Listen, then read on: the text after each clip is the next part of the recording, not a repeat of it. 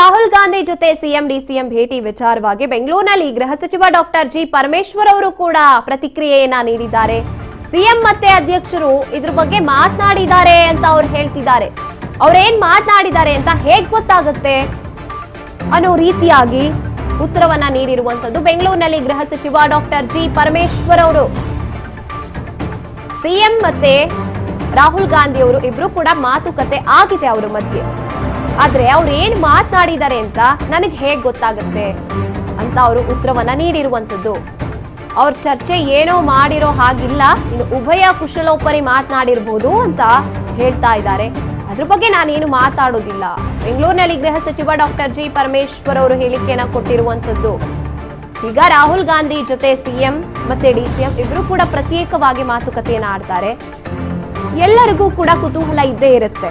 ಯಾಕಂದ್ರೆ ರಾಹುಲ್ ಗಾಂಧಿ ಅವರು ಬೆಂಗಳೂರು ಕರ್ನಾಟಕಕ್ಕೆ ಅಥವಾ ಮೈಸೂರಿಗೆ ಬಂದ್ರು ಅಂತ ಹೇಳಿದಾಗ ಕುತೂಹಲ ಇರೋದ್ರಲ್ಲಿ ಡೌಟೇ ಇಲ್ಲ. ಇನ್ನು ಕಾಂಗ್ರೆಸ್ ಪಾಳಯದಲ್ಲಿ ಅಷ್ಟೇ ಅಲ್ಲ, ಇಡೀ ಕರ್ನಾಟಕ ರಾಜ್ಯದ ಜನತೆಗೆ ಕುತೂಹಲ ಒಂದ್ ರೀತಿಯಾಗಿ ಏನ್ ಮಾತುಕತೆ ಆಡ್ಬೋದು ಇಬ್ರು ಕೂಡ. ಹಾಗಿದ್ರೆ ಈ ಒಂದು ಜಟಾಪಟಿ ಏನಿದೆ, ಕುರ್ಚಿಯ ಜಟಾಪಟಿ, ಇದಕ್ಕೊಂದು ಅಂತ್ಯ ಸಿಗುತ್ತಾ? ರಾಹುಲ್ ಗಾಂಧಿ ಅವರು ಇದಕ್ಕೇನು ಉತ್ತರವನ್ನ ನೀಡ್ತಾರೆ ಅನ್ನುವಂತ ಕುತೂಹಲ ಇದ್ದೇ ಇತ್ತು. ಆದ್ರೆ ಅದೇ ಸಂದರ್ಭದಲ್ಲಿ ಪ್ರತ್ಯೇಕವಾಗಿ ಚರ್ಚೆಯನ್ನ ಮಾಡಿರುವಂತದ್ದು. ಸಿಎಂ ಜೊತೆ ಪ್ರತ್ಯೇಕವಾಗಿ ಮಾತನಾಡ್ತಾರೆ ರಾಹುಲ್ ಗಾಂಧಿ ಅವರು.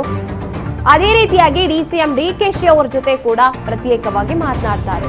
ಹಾಗಿದ್ರೆ ಏನ್ ಮಾತನಾಡಿರ್ಬೋದು? ಪ್ರತ್ಯೇಕವಾಗಿ ಮಾತನಾಡಿರುವಂತದ್ದು ಏನಿದೆ ಹಾಗಿದ್ರೆ ಅನ್ನುವಂತ ಪ್ರಶ್ನೆಗಳಿಗೆ ಉತ್ತರ ನೋ, ನನಗ್ ಗೊತ್ತಿಲ್ಲ ಅಂತ ಹೇಳ್ತಾ ಇರುವಂತದ್ದು ಡಾಕ್ಟರ್ ಜಿ ಪರಮೇಶ್ವರ್ ಅವರು.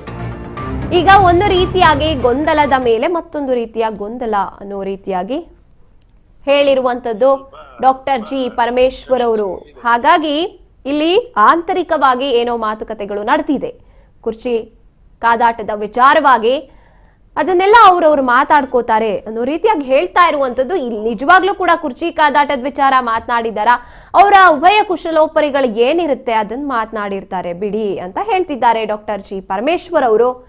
ಆದ್ರೆ ನಿಜವಾಗ್ಲೂ ಕೂಡ ಕುತೂಹಲ 50% ಇದ್ದಿದ್ದು ಈ ಒಂದು ವಿಚಾರ ಆದ್ಮೇಲೆ 100% ಕುತೂಹಲ ಹೆಚ್ಚಾಗ್ತಿದೆ.